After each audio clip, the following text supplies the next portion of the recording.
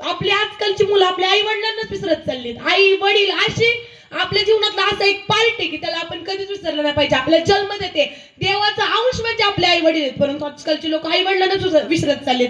माऊली तेच सांगतात, आपल्या आई वडिलांमध्ये आपण आपलं विश्व बघितलं पाहिजे. आपले आई वडील हेच आपले देव आहेत. आपले आई वडीलच आपल्यासाठी सर्वस्व आहे. आपले गुरुच आपल्यासाठी सर्वस्व आहे.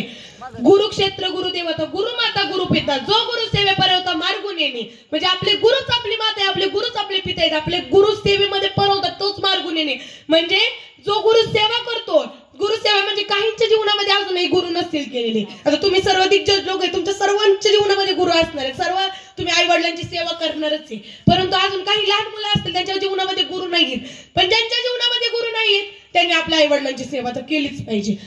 आई वडिलांची सेवा मुलं म्हणतील आम्हाला गुरु मानायचं असेल कोणाला, समजा आता हे आजोबा बसलेत, मला त्यांचं खूप आवडलंय, त्यांचं कला कौशल्य, त्यांचं कीर्तन खूप मला आवडले, त्यांचं समाज प्रबोधन मला खूप आवडले आणि मला त्यांना गुरु करायचे. परंतु मला त्यांना गुरु करायचे, पण त्यांची पण इच्छा असली पाहिजे ना की मला शिष्य बनवायचे. त्यांना तर